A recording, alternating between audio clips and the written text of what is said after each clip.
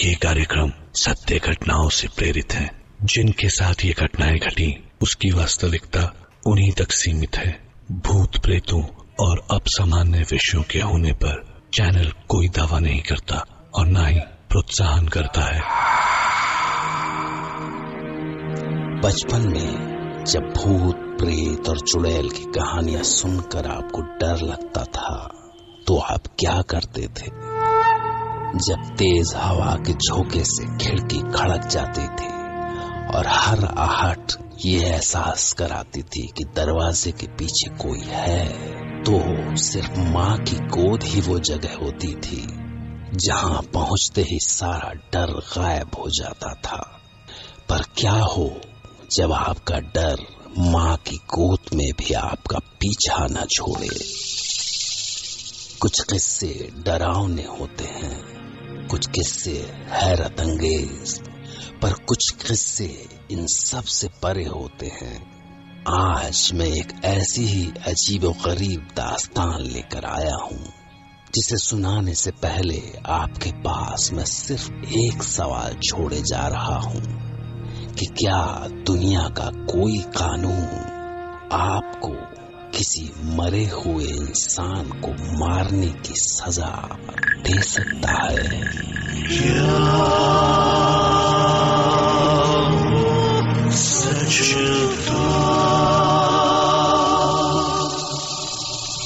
आज आप सुनेंगे भोपाल में रहने वाले बिजनेसमैन जय वर्मा की कहानी। बात उस समय की है जब मेरी पत्नी सुनैना प्रेग्नेंट थी। हमारी शादी को 3 साल हो गए थे। मेरी पत्नी सुनैना 8 महीने की प्रेग्नेंट थी, लेकिन इधर कुछ दिनों से उसकी तबीयत ठीक नहीं रह रही थी। डॉक्टर ने कहा कि उसको आयरन की कमी है, इसलिए थोड़ी कॉम्प्लिकेशंस हो सकती हैं। मैं ये बात सुन के थोड़ा डरा हुआ था। सुनैना को कंप्लीट बेड रेस्ट करने को बोला गया था, पर मेरे मना करने के बाद भी सुनैना अभी भी घर के सारे काम खुद ही करती थी। बात एक शाम की है जब मैं ऑफिस से घर लौटा।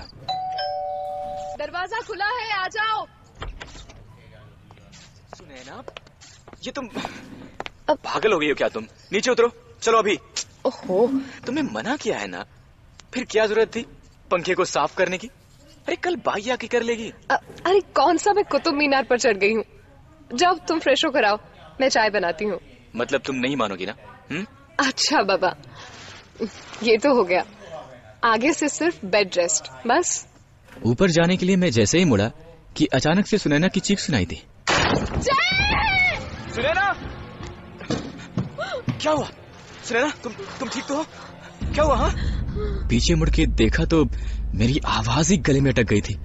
स्टूल नीचे गिरा हुआ था और सुनैना उसके बगल में जमीन पर थी। मुझे जिस चीज का डर था वही हुआ। मैं भागते हुए उसके पास आया। मना किया था ना तुम्हें? हाँ? ये क्या किया तुमने? जय बहुत। सुनैना, तुम घबराओ मत, मैं भी डॉक्टर को बुलाता हूँ। मेरे सीने में क्या? सुनैना पता नहीं कैसे बेहोश हो गई। मुझे बहुत डर लग रहा था। अभी तक तो सब ठीक था, अचानक ये सब कैसे? मैं उसे तुरंत कार में लेकर हॉस्पिटल ले गया।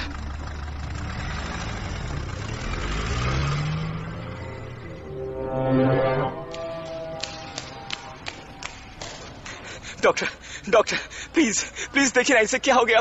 Please doctor. आप बाहर वेट करिए, इन्हें हार्ट अटैक आया है। लेकिन प्लीज डॉक्टर, इसे प्लीज। सुनैना का शरीर ठंडा पड़ रहा था। मुझे कुछ समझ में नहीं आ रहा था। डॉक्टर ने मुझे अंदर आने से मना कर दिया था। वो उसे तुरंत आईसीयू में ले गए। मुझसे 1 मिनट भी वेट नहीं हो रहा था। कुछ 20 मिनट बाद डॉक्टर बाहर आए। आई एम सॉरी मिस्टर जय, आपकी वाइफ को मेजर हार्ट अटैक आया था और वो अभी कोमा में है। आपके बच्चे की जान को भी खतरा है। क्या? अगर बच्चे को बचाना चाहते हैं तो हमें तुरंत ऑपरेशन करना पड़ेगा। ये क्या कह रहे हैं आप? ऐसा कैसे हो सकता है? अभी तो वो बिल्कुल ठीक थी डॉक्टर। देखिए मिस्टर जय, हमारे पास वक्त बहुत कम है। अगर इमीडिएटली ऑपरेशन नहीं हुआ तो हम शायद बच्चे को भी बचा ना पाए। नहीं डॉक्टर, प्लीज ऐसा मत बोलिए। कुछ भी कीजिए पर मेरे बच्चे को कुछ नहीं होना चाहिए। प्लीज डॉक्टर, प्लीज, मैं आपके आगे हाथ। नर्स, ऑपरेशन की तैयारी करो। दिमाग काम नहीं कर रहा था। 1 मिनट 1 घंटे के बराबर लग रहा था। मैं डॉक्टर के साथ अंदर ऑपरेशन रूम में गया। सुनैना को ऐसे बेड पे देख के मैं अपने आंसू रोक नहीं पा रहा था। किसी तरह डॉक्टर ने ऑपरेशन पूरा किया और मैंने पहली बार अपने शिव को देखा। पर फिर कुछ ऐसी बात हुई जिसने डॉक्टर्स और मुझे हम सबको हिलाकर रख दिया। जैसे ही ऑपरेशन पूरा हुआ, जय, अचानक से सुनैना एकदम उठ गई। हर कोई उसे देखकर चौंक गया। ये कैसे हो सकता है? ये तो नामुमकिन है। This is impossible. सुनैना, देखो हमारा बच्चा। दूर ले जाओ इसे मुझसे। सारे डॉक्टर्स हैरान थे कि जो पेशेंट डीप कोमा में थी उसे अचानक से होश कैसे आ सकता है।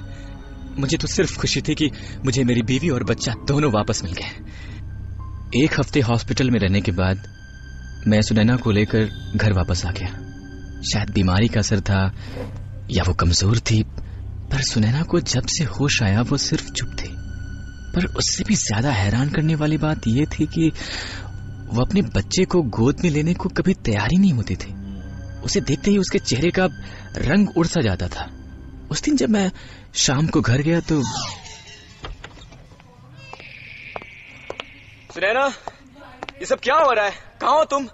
देखो इसे भूख लगी होगी यार। ये मेरा बच्चा नहीं है। क्या? ये क्या बोल रही है तुम? पागल हो गई हो क्या तुम? ये लो पकड़ो इसे। नहीं, मैं नहीं इसे। सुनैना, अरे चोट लग गई है इसे। तुम्हें हो क्या है? हाँ, पता नहीं वो ऐसे बिहेव क्यों कर रही थी। जैसे ही मैंने उसे शिवो को देने की कोशिश की, उसने अपना हाथ ही हटा लिया और वो मेरे हाथों से गिरते गिरते बचा। ये वही सुनैना थी जो कि पिछले 8 महीनों से उस बच्चे का इंतजार कर रही थी और अब उसे छूने को भी तैयार नहीं थी। बहुत बोलने के बाद किसी तरह वो उसे दूध पिलाने को तैयार हुई। ये रोज का किस्सा हो गया था। मैंने सुनैना को डॉक्टर को भी दिखाया, पर कोई बात बन नहीं पा रही थी कि उसे क्या हुआ था, क्या हो गया था। और फिर एक दिन जैसे ही मैं सवेरे उठा, मैंने शिवू की रोने की आवाज सुनी और सुनैना नीचे बैठ के न्यूज़पेपर पढ़ रही थी, एकदम बेपरवाह। सुनैना कहाँ हो तुम? और ये शिवू कहाँ रो रहा है? हाँ, पता नहीं। क्या मतलब पता नहीं? अरे वो पता नहीं, बाथरूम में था शायद। मैं बाथरूम की तरफ भागा। शिवू की रोने की आवाज बढ़ती जा रही थी। मैं दौड़ते हुए ऊपर गया और देखा कि शिवू एक टब में लेटा है और पानी ऊपर से गिर रहा है। वो लगभग पानी में डूब चुका था। मैंने तुरंत उसे पानी से बाहर निकाला। अगर मुझे 1 मिनट की भी देरी हो जाती तो कुछ भी हो सकता था।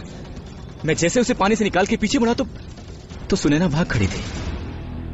उस समय मुझे उस पर इतना गुस्सा आ रहा था कि मैं बता नहीं सकता। कुछ तो गड़बड़ थी। मैंने ये डिसाइड किया कि अब सुनैना को बच्चे के पास एक पल भी नहीं छोड़ूंगा।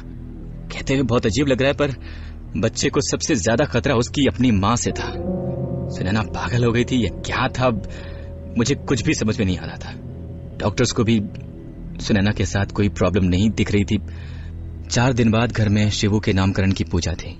घर में हमारे पुराने पंडित शास्त्री जी आए हुए थे। उन्हें सुनैना को देखते ही कुछ अजीब सा लगा। पूजा खत्म होते ही उन्होंने मुझे अलग से बुलाया। जय। जी शास्त्री जी, बोलिए। बेटा, तुम जिस समस्या को लेकर परेशान थे उसका समाधान मुझे दिख गया है। जी, आप सुनैना के बारे में बात कर रहे हैं? हाँ बेटा, तुम्हारी पत्नी के अंदर एक बुरी आत्मा का वास है। तुम्हारे बच्चे के जन्म लेने के समय जब वो कोमा में थी तब वो बेहोश नहीं, मृत थी। क्या? तब उसकी आत्मा ने उसके शरीर से पलायन किया और एक दूसरी शैतान आत्मा जो वहीं थी उस शरीर में प्रवेश कर गई। ये आप क्या कह रहे हैं शास्त्री जी? मेरी तो कुछ भी समझ में नहीं आ रहा है। इसे अंग्रेजी में सोल एक्सचेंज कहते हैं, और जो आत्मा तुम्हारी पत्नी के अंदर है वो तुम्हारे बच्चे को मारना चाहती है। जय, तुम अपने बच्चे को लेकर कहीं और चले जाओ। नहीं नहीं नहीं शास्त्री जी, मैं ये नहीं कर सकता। मैं सोचकर हैरान था कि क्या ऐसा हो भी सकता है। मैंने कभी भूत प्रेत आत्माओं पे भरोसा ही नहीं किया था। मैंने सोचा ऐसा कुछ भी नहीं होगा। शायद कोमा में जाने से सुनैना की दिमागी हालत ठीक नहीं है, कुछ दिनों में बेहतर हो जाएगी। ये सोचकर मैंने ये बात सुनैना या फिर किसी और को भी नहीं बताई। मैंने सोचा सुनैना की तबीयत ठीक होने तक अगले कुछ दिनों मैं घर पर ही रहता हूं। अगले दिन रात को मैं शिवू को सुलाने की कोशिश कर रहा था और वो रोए जा रहा था। तब सुनैना आई। लाओ, मुझे दो, मैं सुला देती हूँ इससे। नहीं, मैं सुला दूंगा। ठीक है, लाओ लाओ, दो ना। कब से रोए जा रहा है? मैंने कहा ना मुझे दो, मैं सुला देती हूँ इससे। पर दो। सच तो यह है कि मुझे डर लग रहा था, पर फिर भी मैंने शिवू को सुनैना को दे दिया। उन दोनों को ऊपर जाते देख के कुछ खटक रहा था, पर न जाने कैसे सुनैना की गोद में जाते हुए शिवू ने रोना बंद कर दिया। एक सेकंड के लिए तो मुझे लगा जैसे सब फिर से ठीक हो गया, पर कहीं ना कहीं पंडित जी की बात मन को डरा जाती थी। मैं कुछ देर रुका, फिर पता नहीं क्यों मुझसे रहा नहीं गया और मैं ऊपर जाने लगा। और जैसे ही मैंने ऊपर वाले कमरे का दरवाजा खोला तो देखता हूँ कि सुनैना शिवू के ऊपर एक पिलो रखकर उसे मारने की कोशिश कर रही है। सुनैना, सुनैना, छोड़ो इसे, छोड़ो, क्या कर रहे हो तुम? शायद पंडित जी की बात सच थी। मैं तुरंत सुनैना के पास गया और उसका हाथ पिलो से हटाया। उसने तुरंत मेरा हाथ झटक दिया। उसकी आंखें लाल थी और न जाने कहां से एक अजीब सी ताकत आ गई थी उसमें। हट जाओ तुम, हट जाओ। क्या कर रही हो तुम? अरे मर जाएगा वो। सुनैना, मारना चाहती हूँ उसे, मरना पड़ेगा। सुनैना, वो हमारा बच्चा है, पागल। नहीं, वो मेरा बच्चा नहीं है। छोड़ो, नहीं है वो। सुनैना, छोड़ो उसे, छोड़ो। नहीं सुनैना, नहीं, मुझे अभी छोड़ो। सुनैना, सुनैना।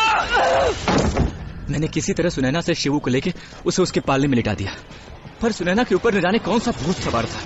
वो मुझे मारने के लिए आ गई। उसने दोनों हाथों से मेरा गला दबाने की कोशिश की। कोई नहीं बचेगा, छोड़ो, कोई भी नहीं। क्या कर रही हो? छोड़ो सुनैना, कोई नहीं बचेगा तुम में से। सुनैना, छोड़ो, छोड़ो सुनैना। वो पूरी ताकत से मेरा गला दबा रही थी। मैं चाह के भी उसका कुछ नहीं कर पा रहा था कि तभी मुझे मेरे बगल में रखा एक फूलदान दिखा दिया और मैंने उसे उठाया और अपनी पूरी ताकत से सुनैना के सर पर दे मारा। पर फिर भी उसने मेरा गला नहीं छोड़ा। थोड़ी देर में ही सब कुछ धुंधला सा हो गया। उस धुंधलाहट में मुझे सुनैना गिरती हुई नजर आ रही थी। अचानक से मुझे लगा जैसे किसी ने मुझे तेजी से धक्का मारा हो और फिर मैं बेहोश हो गया। जब थोड़ी देर बाद जागा तो घर पे पुलिस आ चुकी थी। शायद शोर की आवाज सुनकर पड़ोसियों ने बुलाया होगा। मेरी एक नजर शिवू की तरफ गई। वो एक औरत की गोद में लिपटा हुआ था। पता नहीं क्यों अंदर से एक अजीब सी बात हुई कि बस मैं उसे उठाऊं और खिड़की से बाहर फेंक दूं, क्योंकि वही इन सारी परेशानियों की जड़ था। कुछ समझ में नहीं आ रहा था। मैं उठने की कोशिश कर रहा था, पर जाने क्यों मैं उठ ही नहीं पा रहा था। क्या कहेंगे यार, जब एक माँ ही अपने बच्चे की जान की दुश्मन बन जाए। पर इसके बाद जो मैं आपको बताने जा रहा हूं उसे गौर से सुनिएगा। जय आज भी जेल में है और ये कहानी जय ने मुझे जेल से ही रिकॉर्ड करके भेजी है। पर इस कहानी का सबसे खतरनाक पहलू आप अब सुनिए। मैं अपनी बीवी के खून के इल्जाम में जेल में हूँ। मुझे उम्र कैद की सजा सुनाई गई है। शिबू अपने दादा दादी के पास है, लेकिन मैं उससे नहीं मिल सकता।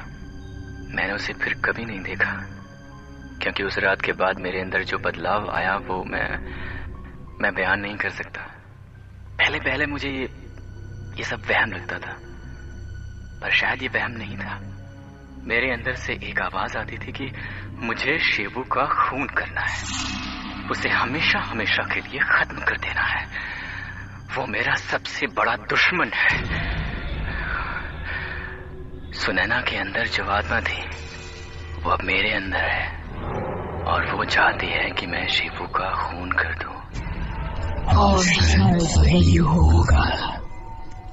मैं सिर्फ जेल में अपने दिन गिन रहा हूं।